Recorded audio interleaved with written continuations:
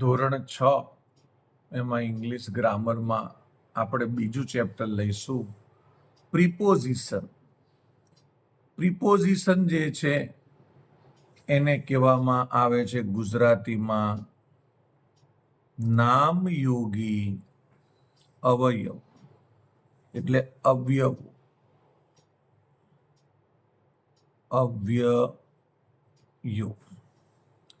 નામયોગી અવ્યય.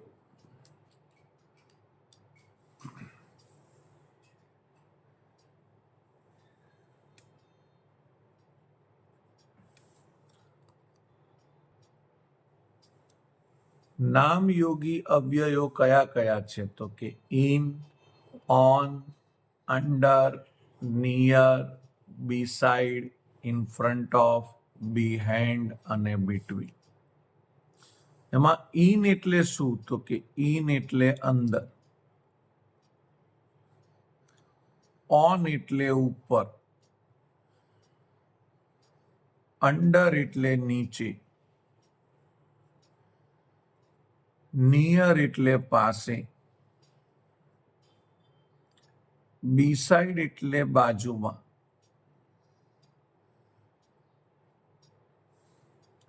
In front of,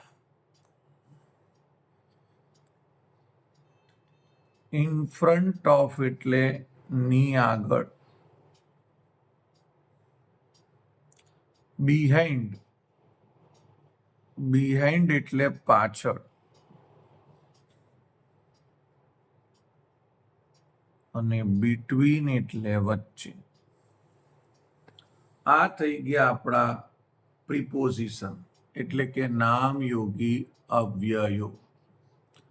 in એટલે અંદર, on એટલે ઉપર, અંડર એટલે નીચે, નિયર એટલે પાસે, બિસાઇડ એટલે બાજુમાં, ઇન ફ્રન્ટ ઓફ એટલે ની આગળ, બિહાઇન્ડ એટલે પાછળ અને બિટવીન એટલે વચ્ચે. પહેલી વસ્તુ છે કે આપણે નામયોગી અવ્યયનો ઉપયોગ કેવી રીતે કરીએ? તો આપણા મોઢામાંથી પ્રશ્ન નીકળે કે ક્યાં ક્યાં છે. એ ક્યાં એની પરિસ્થિતિ અથવા તો પોઝિશન બતાવવા માટે જે વપરાય એ બધા નામયોગી અવ્યય છે. જેમ કે કોઈ પણ વસ્તુ હોય, કોઈ પણ વ્યક્તિ હોય, એ ક્યાં છે એ પ્રશ્નનો જવાબ આપવા માટે આપણે જેનો ઉપયોગ કરીએ એ બધા છે પ્રિપોઝિશન એટલે નામયોગી અવ્યયો. બુક ક્યાં છે? તો કે ટેબલની ઉપર છે, નીચે છે, પાસે છે, બાજુમાં છે, આગળ છે, પાછળ છે. આ બધું જ બતાવવા માટે આપણે શેનો ઉપયોગ કરવો પડે છે? પ્રિપોઝિશનનો. તો આપણા મોઢામાંથી શબ્દ નીકળે કે ભાઈ આ વસ્તુ કે વ્યક્તિ ક્યાં છે, એની પોઝિશન બતાવવા માટે અથવા તો એ ક્યાં છે એ બતાવવા માટે in, on, under, near, beside, in front of, behind અને બિટવીન જેવા નામયોગી અવ્યયો એટલે પ્રિપોઝિશનનો ઉપયોગ થાય છે. હવે આપણે એનું એક એક્ઝામ્પલ લઈશું. વેર ઇઝ ધ કેટ? બિલાડી ક્યાં છે? તો જો હવે એ બતાવવા માટે આપણે પ્રિપોઝિશનનો ઉપયોગ કરીશું. The cat is under the table. બિલાડી ટેબલની નીચે છે. આગળ આપણે નવું લઈશું. અહીંયા પ્રિપોઝિશન માટે અહીં લખ્યું છે વેર ઇઝ ધ બુક? બુક ક્યાં છે? તો આપણે લખ્યું ધ બુક ઇઝ, આની ઉપર છે તો લખવાનું ઓન ધ ટેબલ. આપણે હમણાં જ કીધું ઉપર હોય તો ઓન આવે, નીચે હોય તો અંડર આવે. પાછો એક નવો પ્રશ્ન અહીંયા પૂછ્યો છે આપણને. શેના વિશે? તો ધ્યાન રાખજો. વેર ઇઝ ધ બોય? છોકરો ક્યાં છે? તો ધ બોય ઇઝ, હવે જુઓ આ કારની નજીક છે, near the car. The boy is near the car. અને આપણે બીજું કેવું હોય તો એમ પણ કહી શકીએ આ ગાડી જે છે એની આગળ ઊભો છે, તો તમે એમ પણ લખી શકો the boy is in front of the car. Wear is the bird? Bird એટલે પક્ષી ક્યાં છે? તો તમે જોઈ શકો છો પક્ષી એટલે કે અહીંયા આપેલું પંખી પાંજરાની અંદર છે, અને અંદર માટે આપણે શું વાપરીશું? In. The bird is in the cage.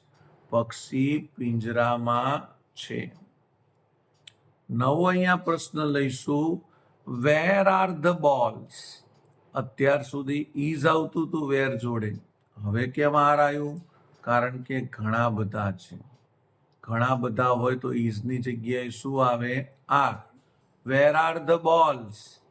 દડાઓ ક્યાં છે અથવા બોલ ક્યાં છે? તો તમે જોઈ શકો છો ખાટલા ઉપર છે, કોટ ઉપર છે. ખાટલાને અંગ્રેજીમાં કોટ કહેવાય. તો આપણે લખવાનું the balls are on the court. આ બધા બોલ્સ કોટની ઉપર છે.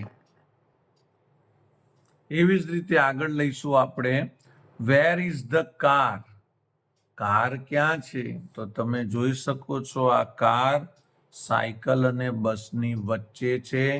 વચ્ચે માટે બિટવીન આવે. બીજી રીતે કેવું હોય તો આ કાર સાયકલની પાછળ છે, પાછળ માટે બિહાઇન્ડ આવે. ત્રીજી રીતે કેવું હોય તો આપણે એમ કહી શકીએ કે આ કાર બસની આગળ છે, આગળ માટે ઇન ફ્રન્ટ ઓફ આવે.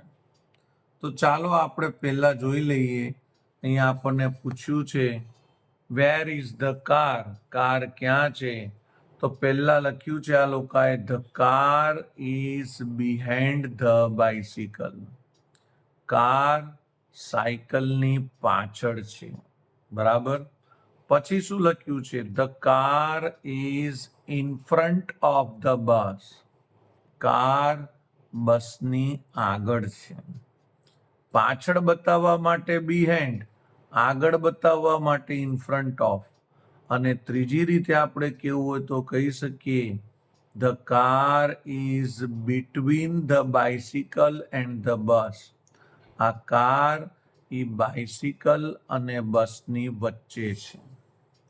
પાછળ બતાવવા માટે બિહાઇન્ડ, વચ્ચે બતાવવા માટે ઇન ફ્રન્ટ ઓફ, અને આગળ બતાવવા માટે ઇન ફ્રન્ટ ઓફ, અને વચ્ચે બતાવવા માટે આપણે બિટવીનનો ઉપયોગ કરવો પડે. હવે બસની વાત ચાલે છે. બસ ક્યાં છે? વેર ઇઝ ધ બસ? બસ ક્યાં છે? તો the bus is behind the car. Bus એ કારની પાછળ છે. જો લખ્યું છે બિહાઇન્ડ ધ કાર, કારની પાછળ. બસ ક્યાં છે? તો આપણે લખી શકીએ where is the bicycle? Bicycle એટલે સાયકલ ક્યાં છે? તો આપણે લખવાનું the bicycle is in front of the car. Cycle એ કારની આગળ છે. તો તમે અહીંયા જોયું છે ક્યારે ઇન ફ્રન્ટ ઓફ આવે, ક્યારે બિહાઇન્ડ, ઇન, ઓન, અંડર શું આવે એની આપણે વાત કરી. અહીંયા એક બીજું સેન્ટેન્સ આપ્યું છે, વેર ઇઝ ધ લેમ્પ? લેમ્પ ક્યાં છે? તો તમે જુઓ આ લેમ્પ એની નજીક જ છે. આમ નજીક માટે નિયર આવે, પણ આ કેવું નજીક છે? એની બાજુમાં જ છે. અને બાજુમાં હોય ત્યારે શું વાપરવું પડે? Beside. તો આપણે લખવાનું the lamp is beside the TV. Lamp ટીવીની સાઈડમાં છે, બાજુમાં છે. તો ચાલો હવે આપણે આગળ એક્સરસાઇઝો લઈશું. આપણી સામે આદિત્યભાઈ બેઠા છે, આપણે એમને પૂછીશું બ્લેન્ક્સો. પહેલા આપણે જોઈ લઈએ એક્સરસાઇઝમાં, fill in the blanks with the preposition given the box. fill in the blanks એટલે ખાલી જગ્યા પૂરો. with the preposition એટલે કે નામયોગી અવ્યયોથી. given the box એટલે બોક્સમાં જે આપેલા છે.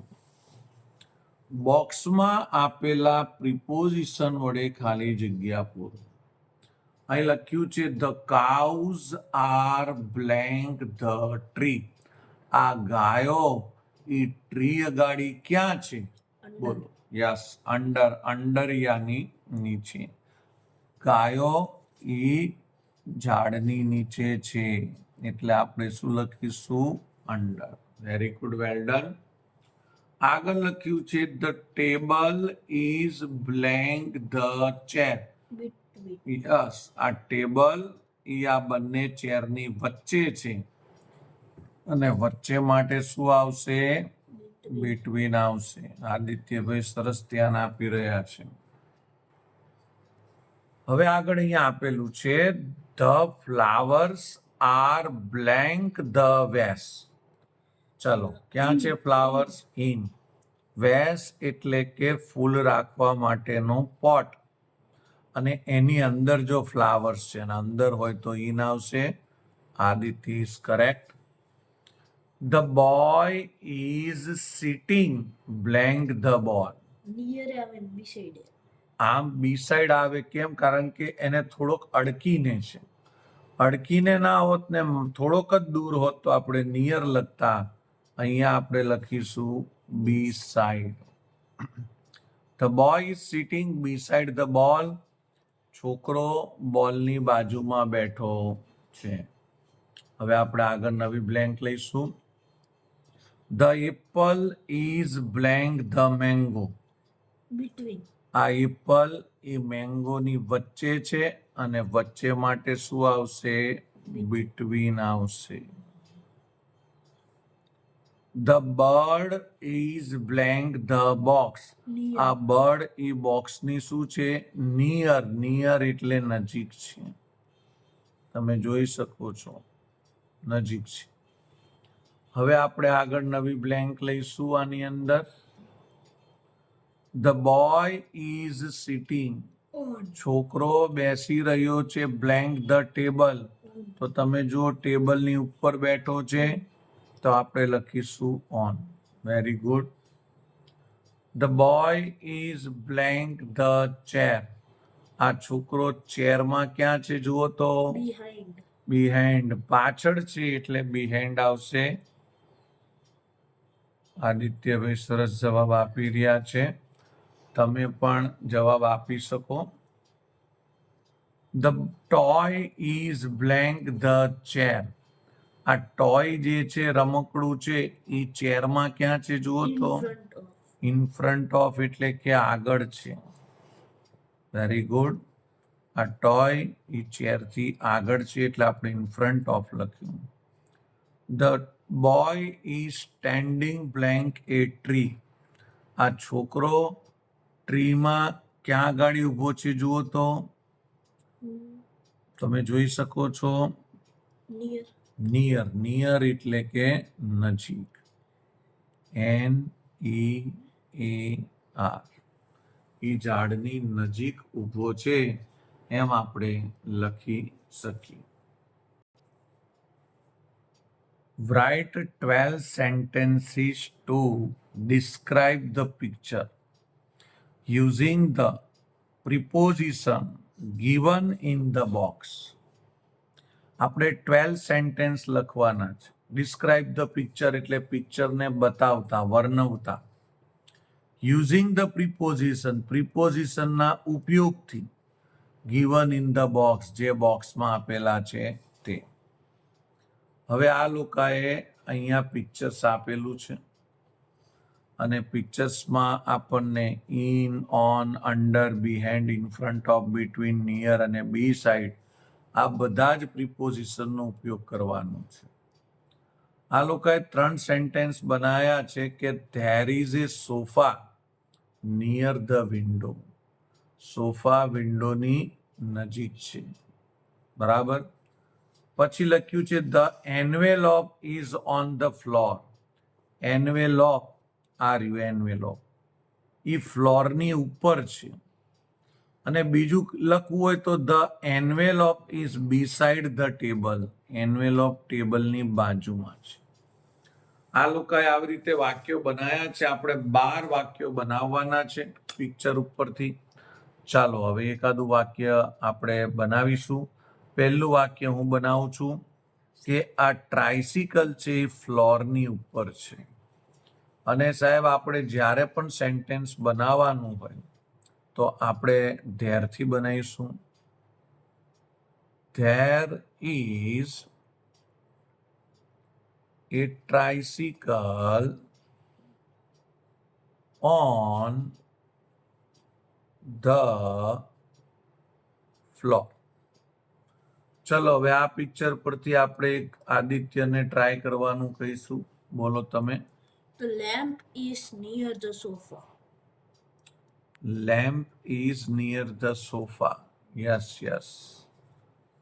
આ રહ્યો લેમ્પ અહીંયા આપેલો છે અને સોફાની નજીક છે.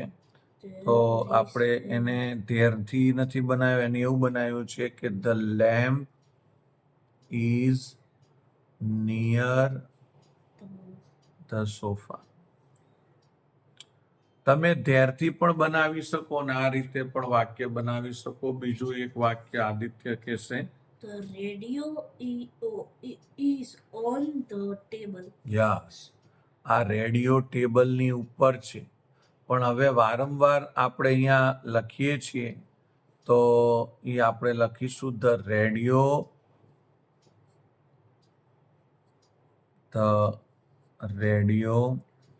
Is on the table. એનો મતલબ થાય રેડિયો ટેબલની ઉપર છે. ચાલો બીજું એક સેન્ટેન્સ બોલો. સરસ બોલે છે આદિત્યભાઈ. The tricycle, there is a tricycle beside the table. Very good. ધેરથી પણ સેન્ટેન્સ બને. Well done. There is a tricycle beside the table. Tricycle ટેબલની પાસે છે. Well done. હજી એક સેન્ટેન્સ બોલો. The picture is on the wall. Yes, આ પિક્ચર જે છે અથવા તો આ જે છે એ વોલની ઉપર છે. સરસ સેન્ટેન્સ બોલે છે. તો આપણે લખીશું there is A picture on the wall. બોલો આગળ. There is the cushion is on the sofa. Yes, cushions ઘણા બે છે Cushion. એટલે ધેર આરથી આપણે લખવું પડશે અને કુશનની જગ્યાએ આપણે પિલ્લો લખી દઈશું. There are pillows on the sofa. Very good. હજી આગળ બોલો. The file, there is a file beside the sofa. Yes yes, જો આ ફાઇલ છે એ સોફાને ટચ કરે છે એટલે સરસ મજાની વાત કરી. અને બીસાઇડ ધ સોફા તો આપણે હવે લખીશું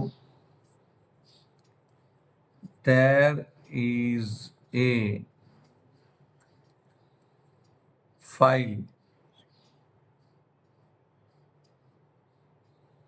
beside the sofa. ચલો હવે આગળ જોઈશું. હવે કયું સેન્ટેન્સ બનશે. There is a magazine on the table. Yes, આ મેગેઝિન એ ટેબલની ઉપર છે. એ પણ આપણે સેન્ટેન્સ બનાવી શકીએ. There is a magazine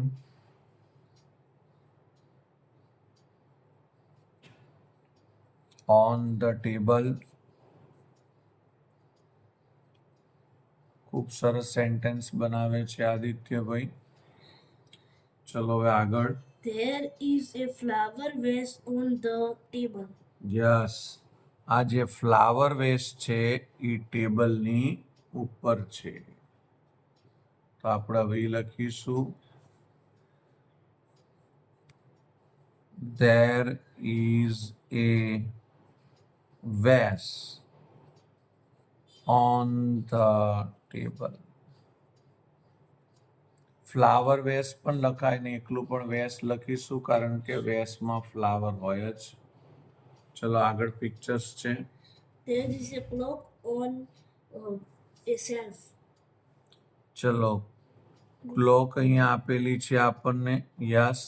અને સેલ્ફ એટલે કે અલમારી અથવા તો અભરાઈ, વાત સાચી છે. તો આપણે હવે ઈ લખીશું. There is a clock in the shelf. અહીંયા આપણે ઇન લખ્યું છે કારણ કે સેલ્ફની અંદર છે. ઇનની જગ્યા ઓન લખીશું. ઓન ધ સેલ્ફ, સેલ્ફની ઉપર છે. ચલો હવે આગળ કોઈ સેન્ટેન્સ બીજું બનાવો તમે. There is a sofa near the table. Yes, આ જે સોફા છે એ ટેબલની નજીક છે, તો આપણે એ પણ લખી શકીશું. અને સોફા બે છે એટલે ધેર ઇઝની જગ્યાએ આપણે લખીશું there are. There are sofas near the table. ટેબલની નજીક છે. Very good, well done. હવે એક સેન્ટેન્સ છેલ્લું છે. આમ તો બીજા હજી ઘણા બને એમ છે, પણ છેલ્લું સેન્ટેન્સ આપણે The લખીશું. carpet is on the floor. Yes, આ કાર્પેટ છે એ ફ્લોરની ઉપર છે. તો આપણે કાર્પેટ પણ લખી શકીએ અને મેટ પણ લખી શકીએ, પણ કાર્પેટ અહીંયા લખીશું. There is a carpet on the floor. તો આપણે જોતામાં આ પ્રિપોઝિશન નામનું ચેપ્ટર પૂરું કર્યું. આ પ્રિપોઝિશન જેને આપણે ગુજરાતીમાં કહીએ છીએ નામયોગી અવ્યયો, આપણે in, on, under, near, beside, in front of, behind, between, આ બધા પ્રિપોઝિશનનો ઉપયોગ કર્યો. હજી પણ ઘણા પ્રિપોઝિશન આવે છે, પરંતુ 6થા ધોરણમાં આપણે આનો જ અહીંયા ભણવા વિશે આવે છે. ધોરણ 5માં પણ પ્રિપોઝિશનનું ચેપ્ટર આપણે ભણ્યા હતા અને 6થામાં પણ પ્રિપોઝિશનનું ચેપ્ટર આપણે ખૂબ જ સારી રીતે આદિત્યભાઈ સાથે ભણ્યા છે. તો આ ચેપ્ટરને અહીંયા પૂરું કરીશું. બાય.